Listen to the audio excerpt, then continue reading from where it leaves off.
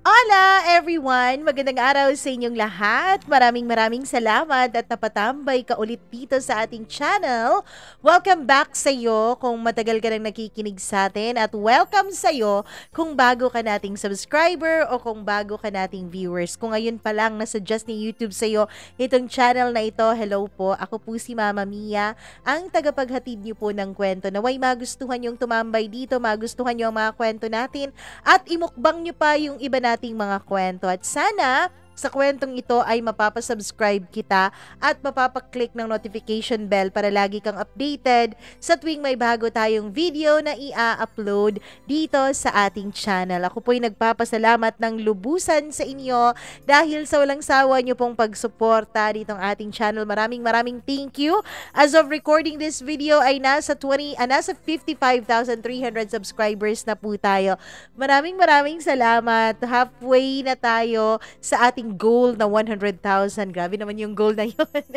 Anyway, so tayo mag-focus dyan. Mag-focus tayo sa pag-e-enjoy nitong ating kwento ngayon. Pero bago ang lahat, nais kong batiin ang lahat ng nag-subscribe sa atin at nag-comment at lahat ng nagsabi ng mga magagandang komento o mga positive criticism. Ano bang tawag? Constructive criticism. Positive criticism.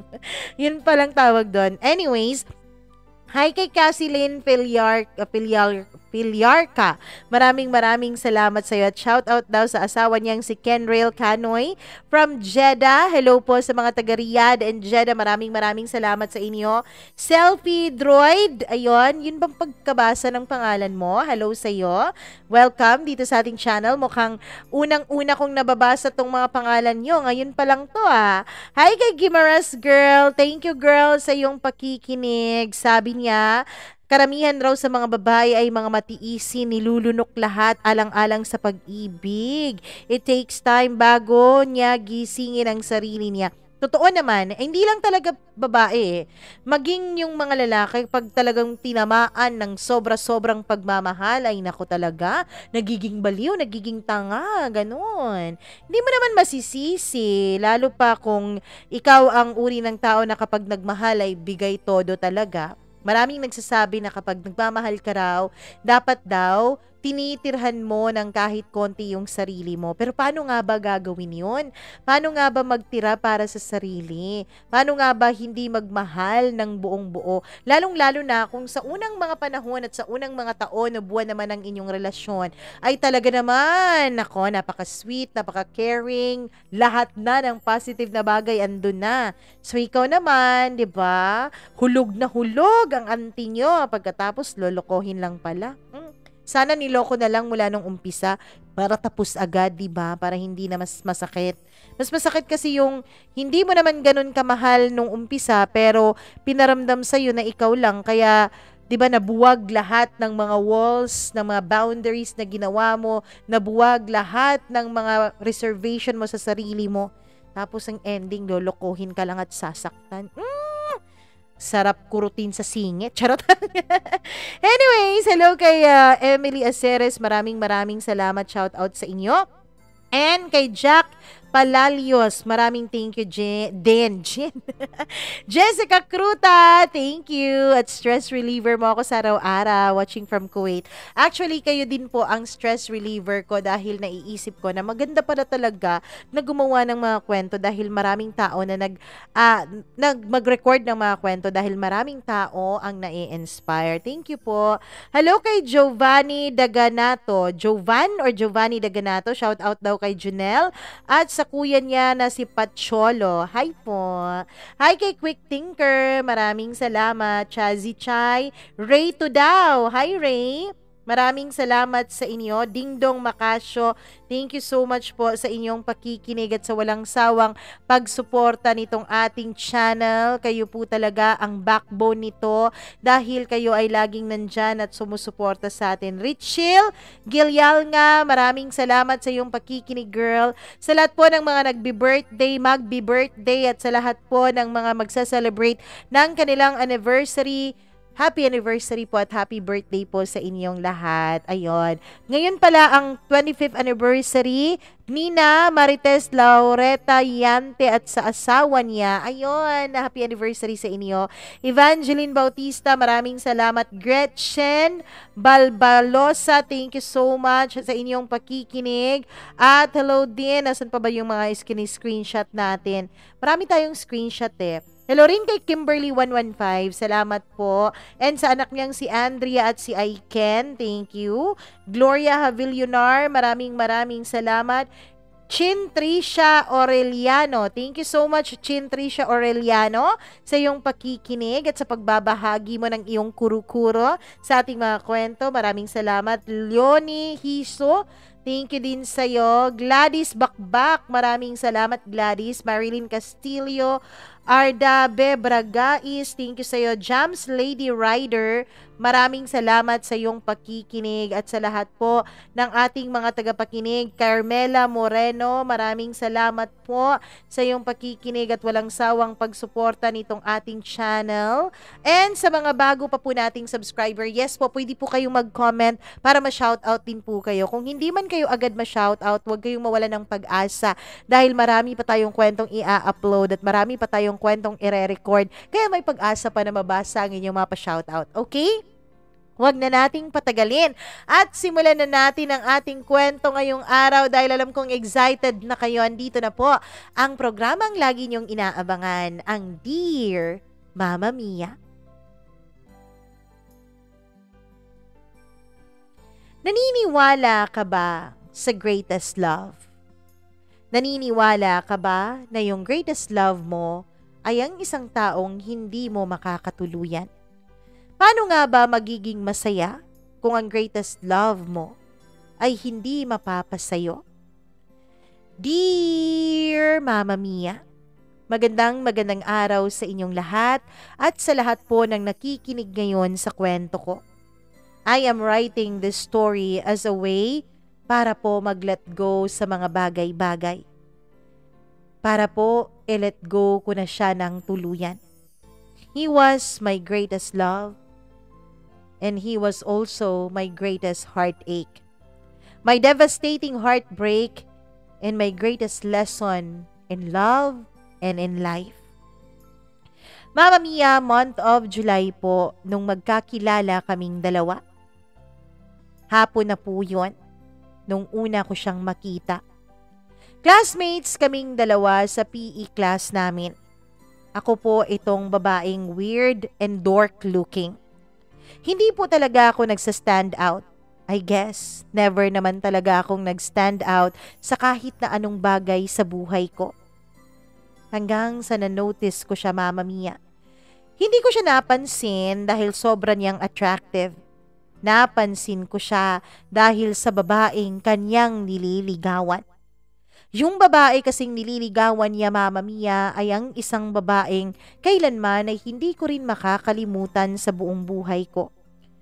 Yung tinatawag niyong maldita sa klase, baliwala po yun. Kasi yung babaeng yun ay tinatawag ko pong witch sa loob-loob ng puso ko. Napakamaldita niya. Hindi ko naman siya masyadong kilala, Mama Mia.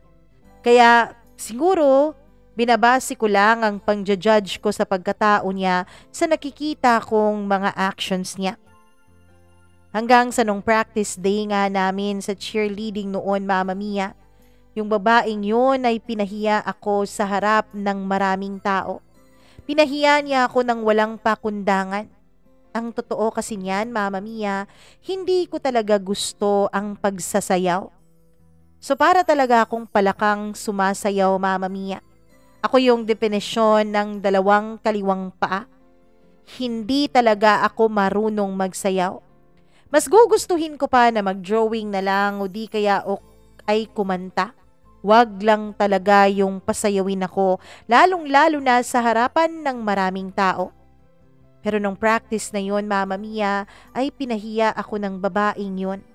Sobrang pamamahiya na hindi ko na halos matandaan, Mama Mia, kung kailan ako nasaktan ng ganon.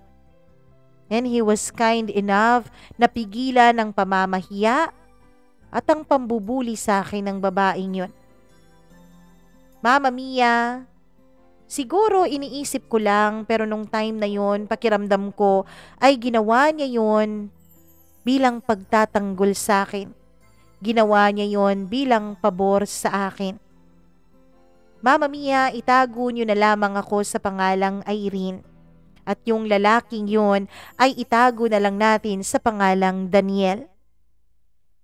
Nung una ko po siyang makita, ayun po ang unang pagkakataon na pinagtanggol niya ako. Di ko alam, siguro ay masyado lang akong hopeless romantic o di kaya ay pumapasok na sa loob ng utak ko ang mga love songs na kinakanta ko kapag ako lang mag-isa. Kaya naman kinilig ako nung pinagtanggol niya ako. Kahit na napahiya ako nung araw na yon at kahit na gusto ko na lang maglaho at lamunin ng lupa, ay nag-iba po ang pakiramdam ko nung pinagtanggol niya ako. Pero isang beses lang po yun nangyari. Lumipas ang ilang mga buwan ay wala na kaming naging interaction kahit na magkaklase pa kami sa PE. Hanggang sa fast forward tayo Mama Mia nung third year college na kami. Nung third year ako, life became so hard for me. Hindi lang sa akin, kundi maging sa mga kapatid ko at sa nanay ko. Nagloko kasi ang tatay ko, Mama Mia. Nag-cheat siya sa mom ko.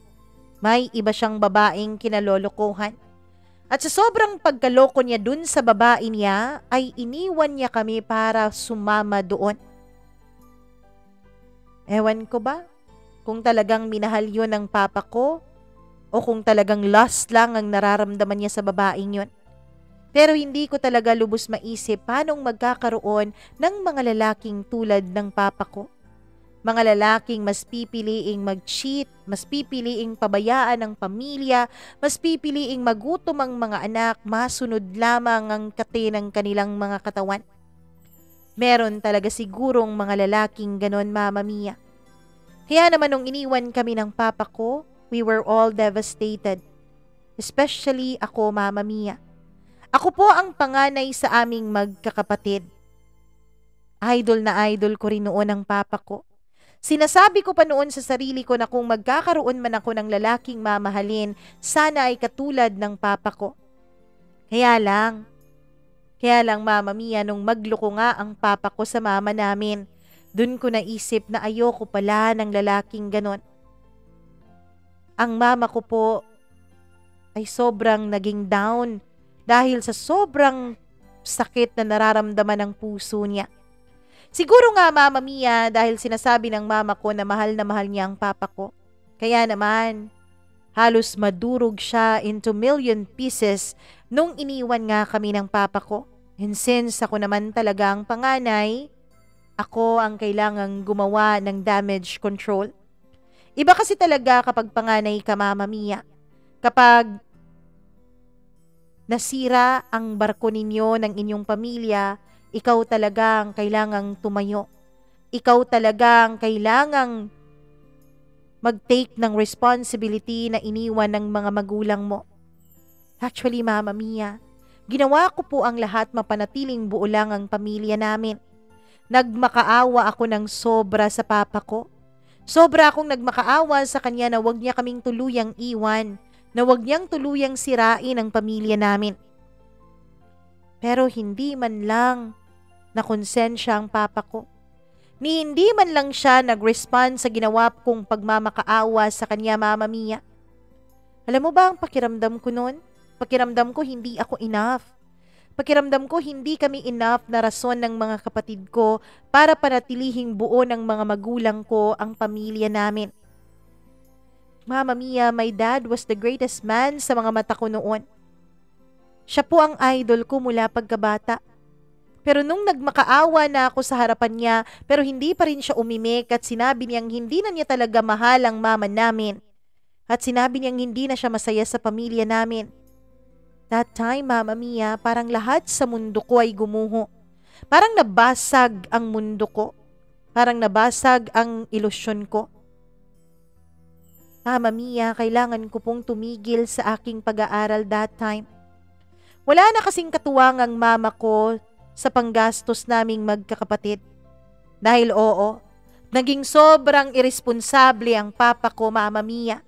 Hindi lang niya kami iniwan, kundi iniwan niya rin pati mga responsibilidad niya sa amin. Iniwan niya ang responsibilidad niya para pag-aralin kaming magkakapatid. Kaya wala akong nagawa. Kailangan kong tulungan ang mama ko.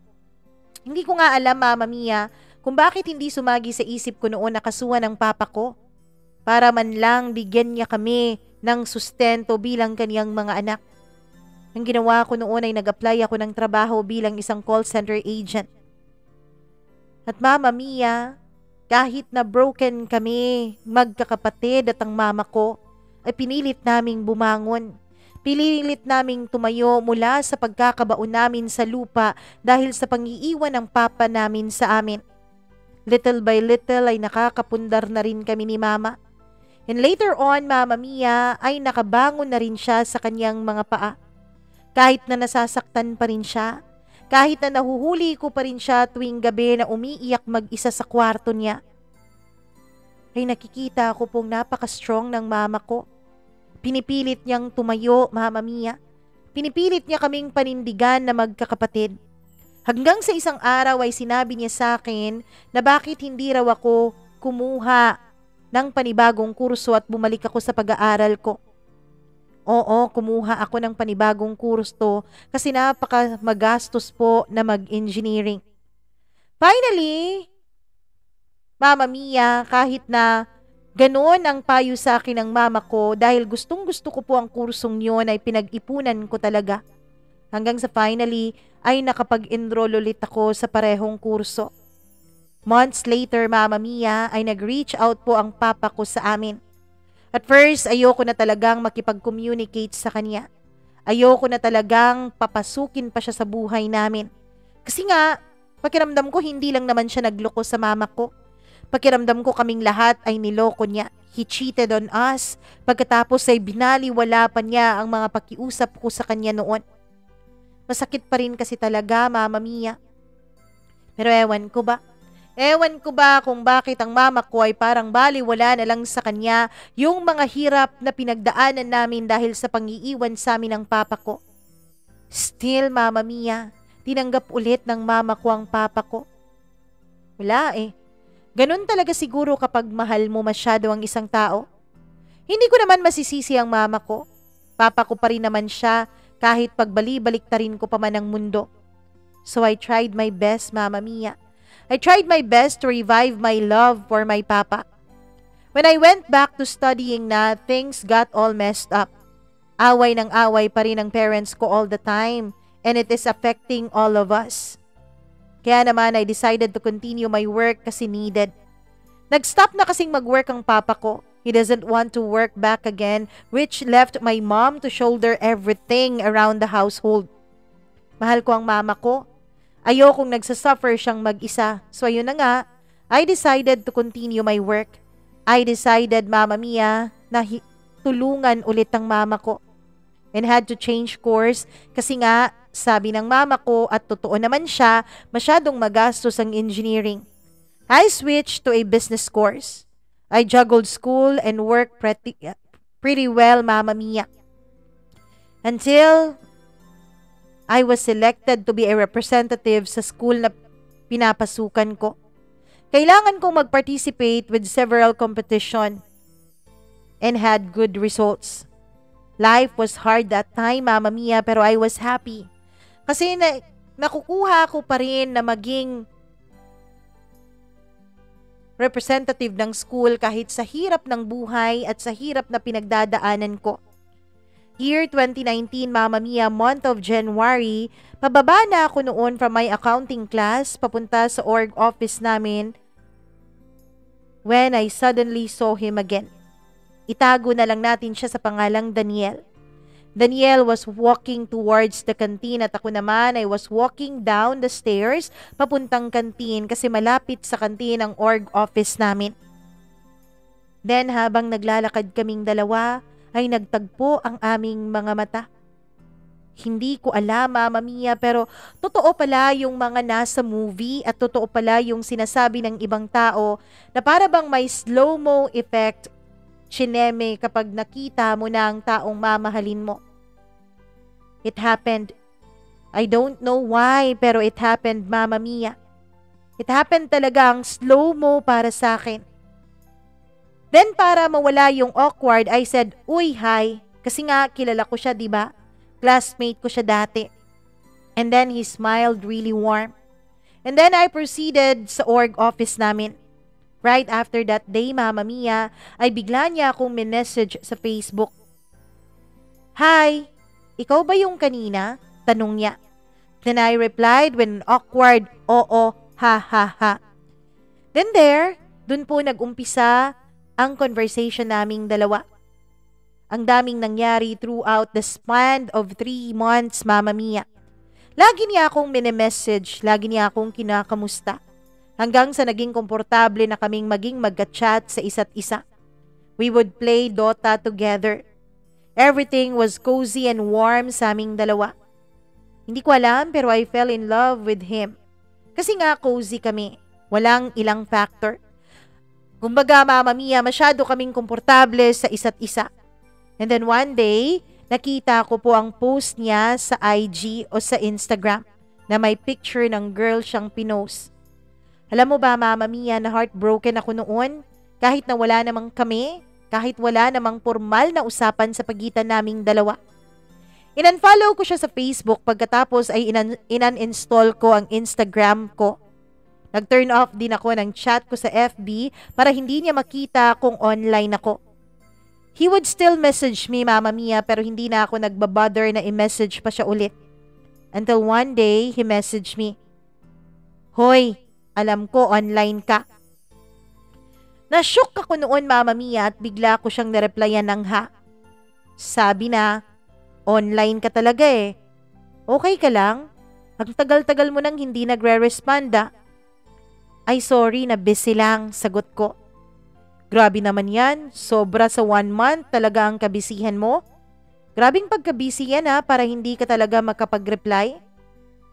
Sabi niya, "Paki mo naman. Hoy, wag ka ngang mag-chat kasi baka magagalit yung girlfriend mo." Sabi ko, "Ah, kaya pala." Sabi naman niya. So doon niya ako nahuli, Mama Mia. Nahuli niya ako. Napakaboba ko talaga pagdating sa pag-ibig. Syunga-syunga talaga. He tried to insist na crush ko nga siya. Siyempre, nagde-deny ako. Dedepensa tayo, hindi ba? Deny to death talaga ako. Deny ng deny about it. Naging mas deeper pa ang friendship namin mula noon. Kasi nga, lagi ko na siyang nire-replyan, Mama Mia. Kasi nga, dapat hindi ko ipahalata sa kanya na nagsiselos ako dun sa crush niya at dun sa girlfriend niya. Naging close ako sa mga kapatid niya, Mama Mia. He stopped communicating dun sa girl, even deleted the pics na nasa IG niya, and he became so supportive sa mga gawain ko sa org, pati na rin sa studies ko at sa trabaho ko. Month of November, Mama Mia, he courted me, and sinagot ko siya. Wala eh. Gusto ko nga talaga siya kahit dinedenay ko pa nung una. He really had a significant part dito sa puso ko. Everything was so magical. Ewan, ganun nga talaga siguro no pag boyfriend mo na ang crush mo. He was everything to me. Siyempre, masaya talaga ang relasyon sa una, hindi ba? We would go on dates, Mama Mia. Manonood ng sine, kakain sa labas. I kept on going until he needs to prepare para sa thesis niya. He told me na baka hindi kami makapag-date or kita man lang at the moment kasi nga busy na siya sa kanyang thesis. Nagtampo ako syempre. Clingy ako, 'di ba, Mama Mia? Clingy akong girlfriend. Pero naiintindihan ko naman siya. We would always do video calls na lang every night since I work as a call center agent and siya ay nag-work on sa thesis niya. Sabay pa kaming matulog sa video call naming dalawa. Basta nakakakilig kahit na hindi kami magkita palagi. Masarap sa feeling na binibigyan ka pa rin niya ng effort, nilalaanan ka pa rin niya ng time, at naghahanap pa rin siya ng mga paraan and ways to make you feel special kahit na sobrang busy na talaga siya. I was so happy all along. Naging matibay ang relationship namin for a year and 4 months. Mama Mia, hanggang sa naramdaman ko na unti-unti ay may nakikita na akong pagbabago sa kanya. Unti-unti ay may nakikita na akong mga actions na hindi naman niya ginagawa dati. May access po ako sa Facebook niya. One day, Mama Mia, nag-wave siya sa isang babae. Then, sumunod na lahat. He would reply sa mga stories na girl, and the girl was a famous, sort of, maganda kasi talaga siya, Mama Mia. Kaya naman, hindi ko mapigilang ma-insecure. Wala namang masyadong sweet-sweet doon sa messages niya. Parang magkaibigan lang sila, pero ewan ko ba? Siguro nga, Mama Mia, nararamdaman mo naman talaga kapag may kakaiba. Pero hindi ko na lang pinaalam kay Daniel kasi ayoko mag-away kami. Ayokong yun pang pagsimula ng hindi namin pagkakaunawaan. Kaya kahit selos na ako, Mama Mia, ay pinilit ko pa ring itago. Kahit na nasasaktan na ako, ay pinilit ko pa ring baliwalain ang sarili kong damdamin. I just show him na alam ko what he is doing by deleting their convo. Oo, Mama Mia, dinidelete ko ang mga convo nila nang walang paalam sa kanya. Hanggang sa he asked me kung ino-open ko ba ang Facebook niya. I told him no. Ewan ko kung naniwala ba siya. Ewan ko, Mama Mia, kung sinasadya ba niya, pero he messaged again the girl.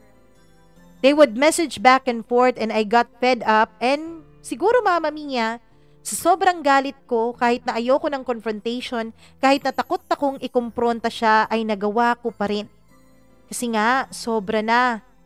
Siguro naman alam niya na alam ko dahil nadidelete yung mga messages nila, hindi ba?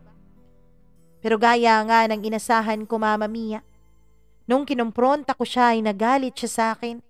Pagkatapos sinabi niya sa akin na gusto niyang kumawala dahil nasasakal na raw siya sa akin. Gusto niyang maging malaya. Masakit na masakit yun para sa akin, Mama Mia. Gusto niyang maging malaya. Bakit? Dahil ba nasasakal siya o dahil sa may kalandian na siyang iba? Ayokong makipaghiwalay sa kanya, Mama Mia. Mahal na mahal ko talaga siya eh.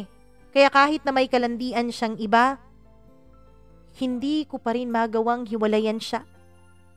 Hanggang sa nagkaroon kami ng matinding away, Mama Mia. Hanggang sa inopen up ko na sa kanya kung bakit kailangan niyang mag-chat-chat sa ibang babae while meron naman siyang girlfriend. Dapat ako naman talaga ang chinachat niya. Dapat kung may problema siya, kung may pinagdadaanan siya, dapat ako ang may alam at hindi ang ibang babae. Hanggang sa seryoso na siyang nagalit sa akin. Mama Mia, he unfriended lahat ng babae na nasa Facebook niya.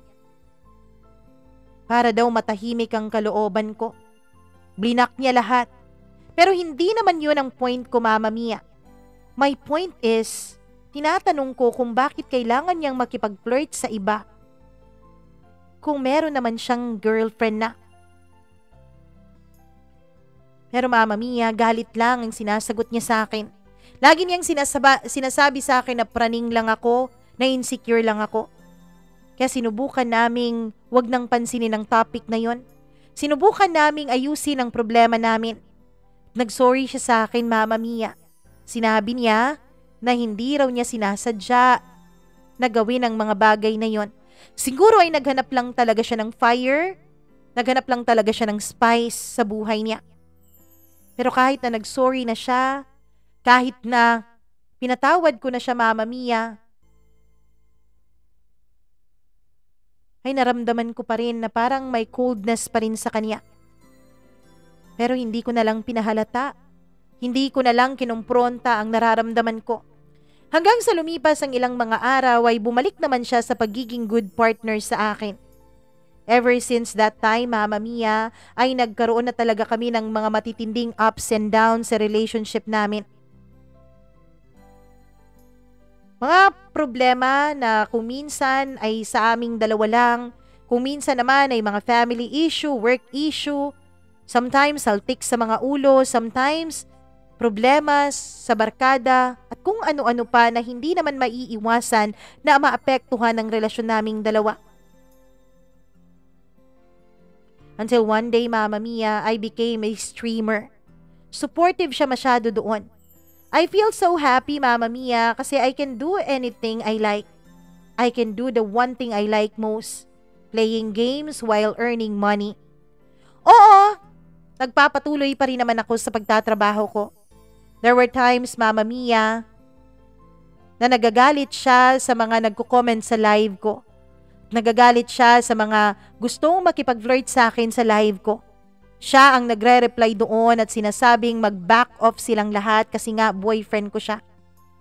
I find this cute, Mama Mia, na para bang nagsiselos siya. Pakiramdam ko ay minamahal niya ulit ako. Pakiramdam ko ay nagiging interesting ulit ako sa mga mata niya. Gustong gusto ko yun, yung may nagsiselos sa akin. Mama Mia, there were times na nagagalit pa siya sa akin dahil bakit ko raw nire-replyan yung mga nagko-comment. Sinasabi ko naman sa kanya na ginagawa ko yun para mas lalong lumaki ang viewings ko at mas lalong lumaki ang possibility na kumita ako. Pero ang sabi niya, Mama Mia, dapat hindi ko raw yun ginagawa kasi nga may boyfriend na ako. Ang cute niya talagang magselos. Pero ang totoo, ginagawa ko yun paunti-unti para mas makita ko kung paano pa siya magselos sa akin. After live streamings ay nilalambing ko na lang siya. And then, nagiging okay siya ulit at nagiging okay kami ulit. Until one day, Mama Mia, all of a sudden, eto na naman siya. Naging cold na naman siya sa akin. So I tried opening his Facebook again. Pagkatapos ay may nakita na naman ako doon na isang babae na chinachat na naman pala siya. Then poof, Mama Mia. After kong ma-delete ang conversation nilang dalawa kinabukasan, hindi ko na ma-access ang Facebook account niya. Iniba na niya ang password. Then finally, he said, kailangan niya raw ng space. He said, kailangan raw naming maghiwalay dalawa. He broke up with me a day before our second anniversary. Alam mo ba kung gaano yun kasakit, Mama Mia? Napakasakit. Parang binutas ng milyon-milyong beses ang puso ko. Alam ko naman kung bakit siya nakikipaghiwalay.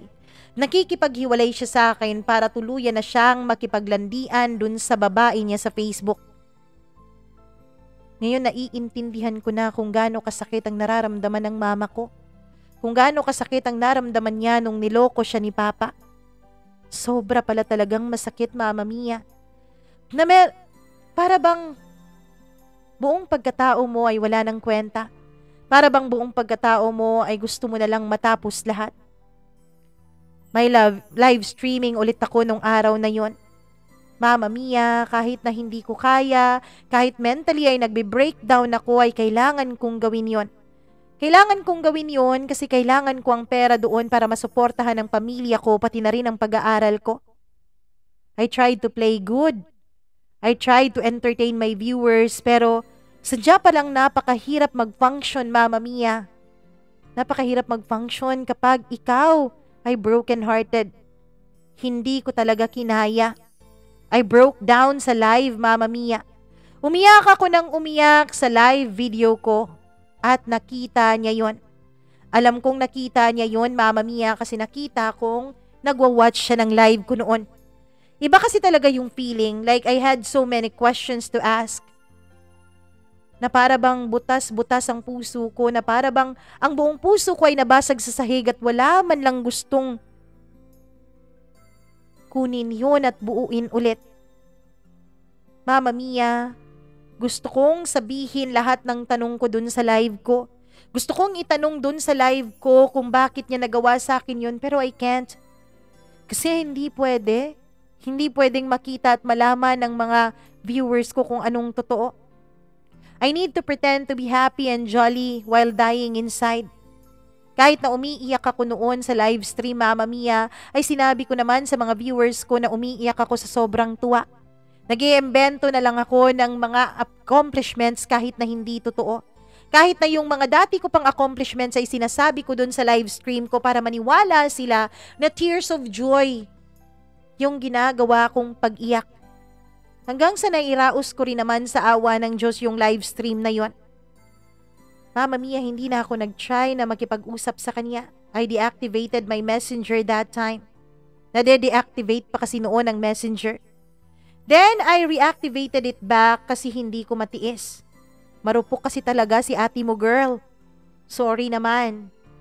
So ayun na nga, he messaged me and he messaged me again and then we talked. Mama Mia, nag-sorry siya sa akin. Ang sabi niya, nalito lang daw talaga siya. Ang sabi niya, masyado lang daw siyang nagselos dun sa mga lalaking nagpapapansin sa akin sa live stream. And again, we get back together. Wala eh.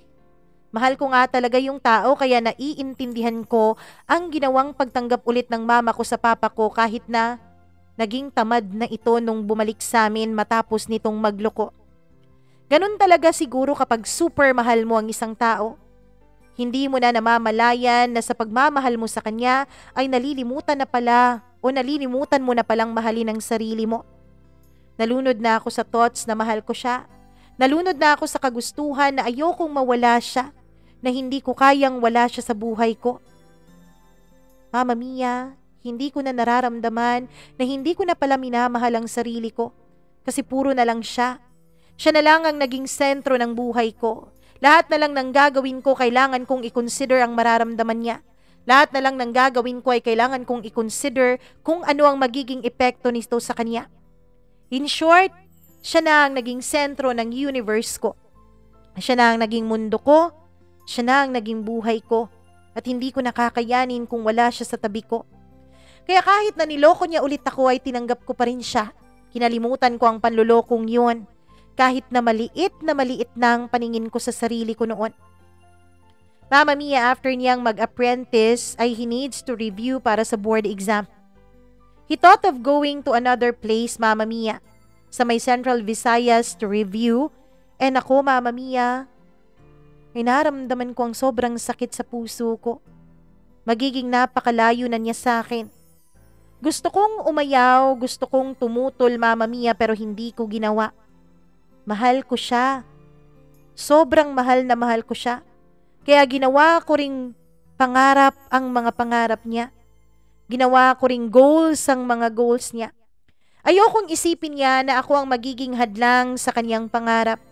Ayokong isipin niya na ako ang magiging hadlang para matupad ang mga gusto niyang gawin sa buhay niya. Gusto kong maabot niya ang mga pangarap niya. Ayokong maging hadlang sa mga opportunities na dumadating sa kanya.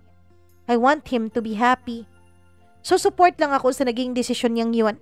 Then suddenly, Mama Mia, he changed his decision.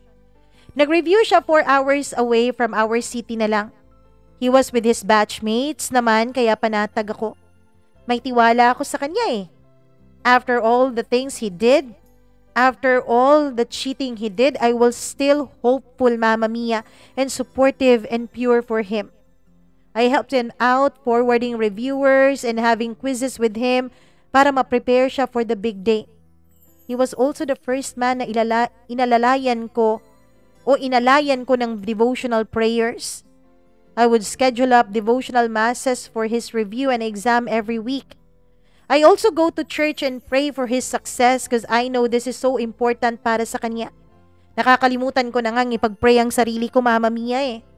Ang lagi ko na lang pinagpapapray ay ang success niya. He passed the exam. Napakasaya niya and masayang-masaya rin ako para sa kanya. Umiyak pa ako ng marami, Mama Mia, and I was all thanking the saints na pinagprayhan ko noon. I was filled with so much joy and happiness. Walang mapaglagyan ang nararamdaman kong kasiyahan. Mama Mia, nagpasalamat din siya sa akin sa lahat ng efforts ko. I told him anything basta para sa'yo. Yes, I would do anything to support him with his ambitions and aspiration. Gagawin ko ang lahat para sa kanya, Mama Mia. Weeks after he passed the board exam, naging cold na naman siya. This time, Mama Mia, hindi ko na naman ma-access ang Facebook niya. Mama Mia, sobra na naman akong kinakabahan. feeling ko ay may iba na naman siya. He kept being cold. I tried to hold on until the day he said na ayaw na niya talaga. Need daw niya ng space again. Pagod daw siya, Mama Mia. Pagod daw siya sa relasyon naming dalawa. Ewan ko kung paano siya napapagod, ako naman ang halos gumagawa ng halos lahat sa relationship namin. I tried to hold on. Sobrang sakit. Napakasakit. Even though ginawa na niya sa akin to dati, pero masakit pa rin, Mama Mia. Hindi ka pala talaga nasasanay sa sakit. And this time, Mama Mia, umalis na po talaga ako noon sa bahay namin at mag-isa na lang akong namumuhay. Dahil hindi ko na talaga kinakaya ang pagiging toxic ng pamilya ko. Lumala po ng lumala ang away ng mga magulang ko habang tumatagal. Mama Mia, may pinagdadaanan po ako sa pamilya ko Instead, naggawin ko siyang shoulder to cry on. Instead na maging supportive siya sa akin. Instead na alalayan niya ako sa mga pinagdadaanan ko, ay hindi niya yun ginawa. Bagkus, Mama Mia, siya pa ang mas lalong nagbigay ng pasakit sa puso ko. Kailangan kong matutong maging mag-isa. Walang katuwang at walang katulong kahit kanino man. Hindi ako nag-reach out sa parents ko dahil alam kong masyado ng toxic ang buhay nila. Hindi rin ako nag-reach out sa mga friends ko kasi, Mama Mia, nai-insecure ako. Halos lahat po ng friends ko ay nasa healthy at magagandang relationship. I was also thinking na ako lang din naman ang masisisi sa mga pinagdadaanan ko ngayon. Ako lang din naman ang kailangan na umayos sa mga pinasukan kong gulo. Kailangan kong panatilihing maayos ang buhay ko. Kasi, Mama Mia, nung naging kaming dalawa ni Daniel, ay hindi po ako nagparamdam sa mga friends ko. Yung mga friends ko kasi ayaw nila kay Daniel dahil ang sabi nila ay masyadong red flag daw ito. Pero talaga naman, kahit red flag ang isang tao, kapag mahal mo ay mahal mo at hindi mo nakikita ang mga red flag na sinasabi ng iba. Kaya kailangan kong panindigan to. Kailangan kong ayusin ang buhay ko ng mag-isa. Kailangan kong tumayong mag-isa sa mga paa ko. Mahirap, Mama Mia. Napakahirap, pero finally I made it. Nag-focus lang ako sa sarili ko at sa trabaho ko. Nag-workout ako, nagpaganda at nagpaka-busy sa trabaho. Oo, aaminin ko, Mama Mia, nung mga unang araw at linggo ng paghihiwalay naming dalawa ni Daniel, ay talaga namang nasira ako. Ayokong lumabas ng bahay. Lumalabas lang ako para magtrabaho, pagkatapos ay bumabalik ulit. Nakakatulog na umiiyak, hindi halos kumakain. Hanggang sa isang araw ay nagising na lang ako sa katotohanan na kapag pinagpatuloy ko ang bagay na ito ay hindi naman ako babalikan ni Daniel. Kaya nag-focus ako sa sarili ko. Pinilit ko ang sarili kong bumangon at pumasok sa gym at pumasok sa trabaho. Hanggang sa gumanda nga ulit ako, Mama Mia. After 2 months ay nagparamdam ulit sa akin si Daniel. He was trying to communicate. I was trying to check on myself too kung mahal ko pa ba talaga siya. And oo, kahit na nag-focus ako sa sarili ko, kahit na sinabi kong mahalin ko ang sarili ko ay hindi ko maipagkakailang mahal ko pa rin talaga siya, Mama Mia. Yes, I know. Boba ako. Yes, I know, marupok ako. Ilang cheating na ba? 3, 4? Pero bakit hindi pa rin ako nadadala? Yes, alam ko, Mama Mia. Alam ko na hindi ko na dapat siya pinapansin pa, pero siya nga talaga ang atin new girl Tinanggap ko ulit si Daniel. This time, Mama Mia, this time sinabi kong huling pagkakataon na to. Huling pagkakataon para masabi kong wala na akong pagsisisihan. Hanggang sa dumating na nga ang aming 3rd year anniversary. I thought okay na kami. I thought nagbago na siya. I thought na-realize na niya ang mga mali niya at nag-sink in na sa kanyang sinabi niya dati na hindi niya ako sasaktan. Na nag-sink in na sa kanya na ako talaga ang babaeng nararapat sa kanya. Na nag-sink in na sa kanya na panindigan ang mga pangako niya sa akin na ako lang at aayusin niya ang relasyon naming dalawa. Akala ko talaga ako lang, Mama Mia Akala ko talaga ako na lang mag-isa sa buhay niya. Pero month of January 2020, I saw a tag post sa timeline niya from a certain girl. Mama Mia, meron silang post na magkasama silang dalawa ng babaeng yon. Wala naman, hindi naman sweet, pero may intuition talaga, Mama Mia, sa puso ko na parang may kakaiba. Ayokong gawin sana. Gusto ko sanang hayaan na lang yon dahil wala naman akong nakikitang kakaiba doon. Pero alam mo ba, Mama Mia, na hindi talaga matahimik ang loob ko. Sumisigaw ang intuition ko na kailangan kong i-message yung babae. Kinalma ko ang sarili ko ng 2 oras, Mama Mia. Kahit na hindi ko makalma-kalma ang sarili ko ay pinilit ko pa ring huminga ng malalim ng paulit-ulit para i-message ko ang babae. Mama Mia, nanginginig pa ako nung ginagawa ko yon. Hi, this is Danielle's girlfriend. How are you? Girlfriend? Tanong niya. Yes, girlfriend niya po. Bakit pala? Tanong ko. Sabi niya sa akin, nag-break na kayo since February of 2019. Sabi niya. Doon, Mama Mia, para akong binombahan sa kinauupuan ko. Nanginig ako at hindi ko makontrol ang panginginig ng mga kamay at tuhod ko. Hindi ko talaga mapigilan. Ewan ko kung naranasan nyo na yun. Yun bang talagang nanginginig ka? Kahit na pinipigilan mo ay hindi mo magawa. Pinagpapawisan ako noon ng mga malalamig na pawis. Hanggang sa ilang segundo lang ay nag-uunahan ng tumulo ang mga luha sa mga mata ko. Mama Mia, hindi na ako nakapag-reply at nung nakita niya na nasin ko ang message niya ay tinawagan niya ako. Nung marinig ko ang boses ng babae, Mama Mia, dun na ako napahagulgol. Hindi ko alam kung anong nangyari. All I know was he cheated again. And this time, Mama Mia, I caught him in the act na talaga. Dahil inamin nung babae na may relasyon na silang dalawa ever since November of 2019. It hit me more, Mama Mia. November din kasi ang anniversary namin. So habang masaya kaming nagsa-celebrate ng anniversary namin ay may iba na pala siyang babae. The very month pa talaga ng aming 3rd year anniversary. The very month pa talaga na iniisip ko na nagbago na siya. Na iniisip ko na talagang minahal na niya ako ng totoo at itatrato na niya ako ng tama. Mama Mia, uminit ang buo kong katawan. Hindi ko na alam kung anong nangyayari sa sarili ko noon. Hindi ko na rin alam kung paano kong nagawa ang isang bagay na dapat ay hindi ko ginawa.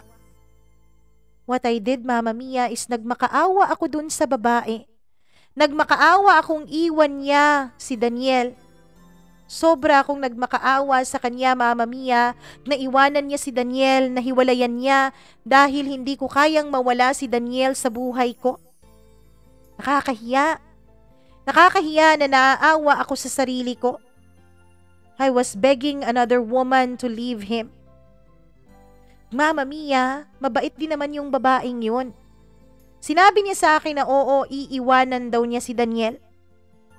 Mama Mia, akala ko mabait siya. Akala ko totoo ang sinabi niyang iiwanan niya si Daniel para sa akin, pero hindi. Hindi niya ginawa. Nalaman ko pa talaga nag-I love you pa silang dalawa sa isa't isa matapos kong makiusap sa kanya na hiwalayan niya si Daniel. Nag-away kaming dalawa ni Daniel over chat at siya pa talaga ang may lakas ng loob na tapusin ang relasyon naming dalawa. Siya pa ang may lakas ng loob na Mama Mia sabihin sa akin na maghiwalay na lang kami. I tried to save our relationship. Matagal-tagal na chat na puro pakikiusap sa akin. Mama Mia, mahaba ang mga chat ko, paragraphs, para po pakiusapan siya na wag niya akong iiwan. Napiliin naman niya ako. Na wag niyang sayangin ang ilang taon ng pinagsamahan namin. Na wag niyang sayangin ang pagsuporta ko sa kanya. Pinaalala ko pa sa kanya, Mama Mia, na ako ang babaeng nandun nung nahihirapan siya sa buhay. Nung nagre-review siya, nung nahihirapan siya sa kanyang mga klase, ako ang nandun. I tried to save our relationship. Pero lahat ng pakiusap ko ay binaliwala niya. Lahat ng mga pagpapaalala ko sa kanya sa mga pinagdaanan namin ay hindi niya binibigyang pansin. Hanggang sa yung pagmamahal ko na nararamdaman ko para kay Daniel ay nagiging pagkamuhi. Lalo na, Mama Mia, nung sinabi sa akin ng babae ang totoo. Mama Mia, Daniel was such a liar. Gumawa pa talaga siya ng napakagandang kwento to make himself clean. Mama Mia, ang sabi niya yung babae daw ang lapit ng lapit sa kanya. Ang sabi niya yung babae daw ang laging pumupunta sa kanya at inaalok ang sarili nito sa kanya. Pero nung sinend sa akin ng girl ang lahat ng screenshot ng kanilang conversation, lahat ng pakiusap ni Daniel sa kanya, doon ko nalaman na si Daniel pala talaga ang tunay na cheater. Siya ang laging nakikiusap dun sa babae. Lagi niyang sinasabi dun sa babae na hihiwalayan na niya ako, na humahanap lang siya ng tiyempo. Pero si Daniel naman ang bumabalik-balik sa akin eh.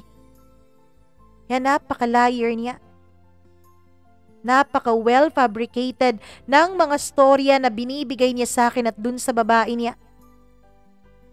At isa pa talaga, Mama Mia, ang ikinakagalit ko. Nagkwento pa talaga si Daniel dun sa babae na I was the cheater sa story naming dalawa. Ako daw ang unang nagloko kaya nawala ang pagmamahal niya sa akin. Hindi naman talaga ako nagloko ni kahit konti, kahit isang beses sa relasyon naming dalawa. Dun, Mama Mia, dun ko nalaman na wala nang pag-asa pa na magbago si Daniel. Na wala naman talaga siyang minahal. Na hindi naman talaga niya ako minahal ng totoo. Ang mahal niya lang ay ang sarili niya at ang ego niya. Na marami siyang babaeng napapaikot sa mga kamay niya. I knew right there and then na hindi ko na siya dapat panghinayangan. Hindi ko na siya dapat pang-ikip. Kaya pumayag na ako sa pakikipaghiwalay niya. In-unfriend ko siya sa Facebook, Mama Mia. Pagkatapos, in-unfollow ko siya sa lahat ng mga social media apps ko. Oo, mahirap magsimula ulit. Dahil, Mama Mia, kahit sinabi ko pa noon sa sarili ko, nabibigyan ko na ng pagmamahal ang sarili ko nung nagkabalikan kami ni Daniel ay hindi ko pa rin naman natupad yun. Ganun ko siya kamahal, Mama Mia. At ang mas masakit pa, alam ni Daniel eh. Alam ni Daniel kung gaano ko siya kamahal at alam niya kung gaano ako masisira kapag ginawa niya ulit sa akin ang mga ginawa niya dati. Pero ginawa niya pa rin. Ginawa niya perfectly. Now, Mama Mia, nasa ibang babae na siya.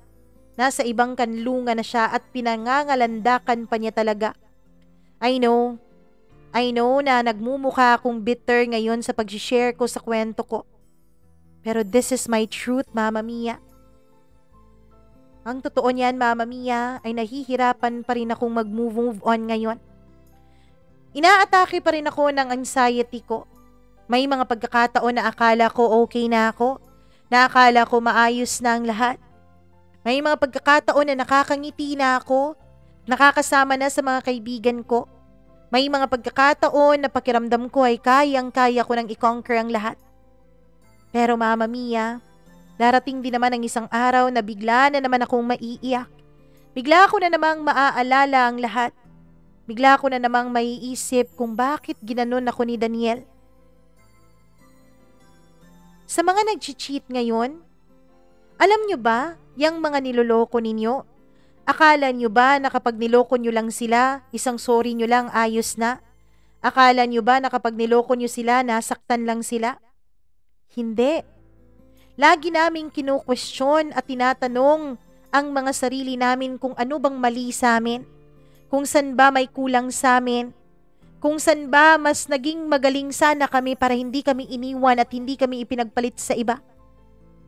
Lagi naming iniisip na kapag may taong lumalapit sa amin ay ginagamit lang kami, nalolokohin kami ulit, nasasaktan ulit kami. Lagi naming tinatanong sa mga sarili namin kung ano bang kailangan naming gawin para magstay ang taong mahal namin. Alam nyo ba, yung trauma na binigay nyo sa amin, napakahirap. Akala nyo ba ginugusto namin na mag-overthink palagi? Akala nyo ba ginugusto namin na magkaroon ng anxiety? Hindi. Hindi namin yun ginusto. Hindi namin gusto na araw-araw, gabi-gabi kino-question namin ang aming halaga. Araw-araw, gabi-gabi, iniisip namin na sana matapos na lang ang mundo nang matapos na rin ang mga paghihirap na nararamdaman namin. Akala nyo ba ganun lang kadali? Araw-araw, gabi-gabi, may gerang nangyayari sa isipan namin. It is endless, unbearable, napakahirap kayanin. Pero wala na rin naman akong magagawa. Wala akong magagawa dahil nangyari na ang nangyari. To Daniel, sana masaya ka na. Alam kong masaya ka. Salamat nga pala sa 46 months na naging masaya naman ako kahit puro sakit na hanggang dulo. I tried to be the woman you want me to be. I tried really hard. I tried to be the person that you adore. Pero still, hindi pa rin ako sapat. Sorry kung hindi kita kayang patawarin ngayon. Nandito pa rin kasi yung sakit eh. Hindi ko pa rin talaga kaya. Hindi ko pa rin kayang ibigay sa'yo ang kapatawaran. Sorry, hindi talaga. Sinira mo ko eh. Sinira mo ako sa milyon-milyong bahagi. Para mo akong sinunog hanggang sa maging abo ang puso ko. Sorry. Pero kahit anong paghingi mo ng tawad sa pamamagitan ng mga kakilala natin ay hindi pa rin talaga kita kayang patawarin. Hindi ko pa kaya. At sa bago niyang babae, maging masaya ka sana hanggang kaya mo pa. I know, bitter ito kung papakinggan mo. Pero based on my experience, yan lang talaga ang masasabi ko. Mahalin mo habang mahal ka pa. I-keep mo habang kinikip ka pa. Pasayahin mo habang pinapasaya ka pa. Sana lang din ay maging matatag ka. Huwag mong hayaan na gawin niya sa'yo lahat ng mga ginawa niya sa akin. I know at the back of your mind, you will think of me always. Panatilihin mo lang ako sa isip at puso mo. Alam ko naman I deserve a spot behind your back, diba? Let me be the memory of the betrayal you both did. Kasi kahit na sinabi niya sa'yo na hiwalay niya kayo, nung sinabi ko sa'yo na kami pa, ay hindi ka rin naman gumawa ng paraan para iwan talaga siya. Sana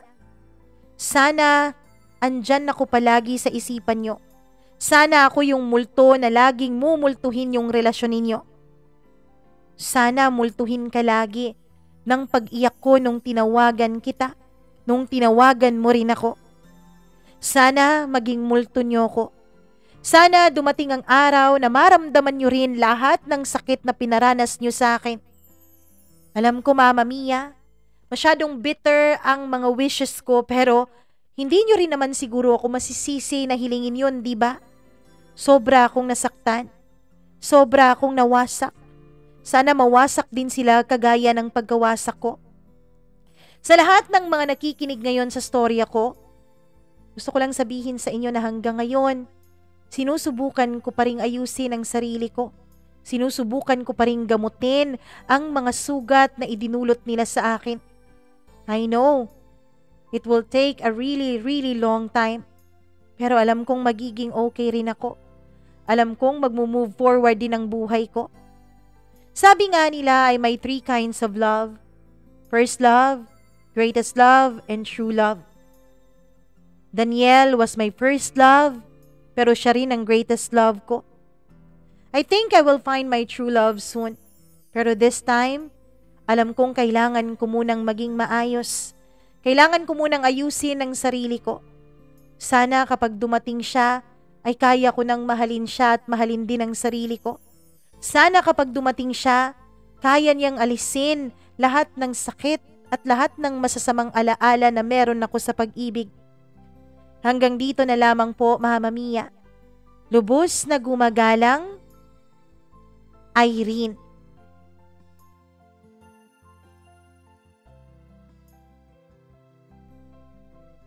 Irene, alam kong hindi madali ang iyong mga pinagdaanan. Ilang beses kang niloko, ilang beses mong pinatawad, ilang beses na sinira ang tiwala mo. Pero nagpapasalamat pa rin ako dahil nakawala ka na sa ganong sitwasyon ngayon.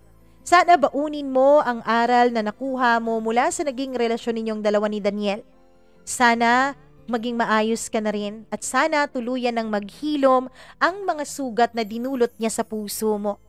Sana tuluyan ka ring makapagpatawad. Malalaman mong maayos ka na kapag nakapagpatawad ka na. Maraming salamat sa pagbabahagi mo ng sulat mo dito sa ating channel. At sa mga nakikinig ngayon, kung nagustuhan niyo po ang kwento ni Irene, please huwag kayong mag-hesitate na mag-like at share ng kanyang video. Huwag rin kayong mag-hesitate na mag-click ng notification bell kung nakapag-subscribe na. Kung hindi pa, subscribe muna tapos notification bell. At kung meron po kayong oras, magmukbang naman po kayo. Marami na po tayong kwentong na i-upload. 4 na season na po yan. Actually, parang 5 na nga. So, tignan nyo po ang iba pa nating mga seasons at iba pa nating mga kwento. Malay nyo, baka may magustuhan din kayo doon. At kung gusto nyong magbahagi ng sarili nyo nyong kwento, huwag kayong mahiya. I-email lamang po yan sa mamamia0317@gmail.com. Ako po ang nag-iisa ninyong Mama Mia. Maraming salamat po sa walang sawa niyong pagsuporta. Magandang araw po sa inyong lahat.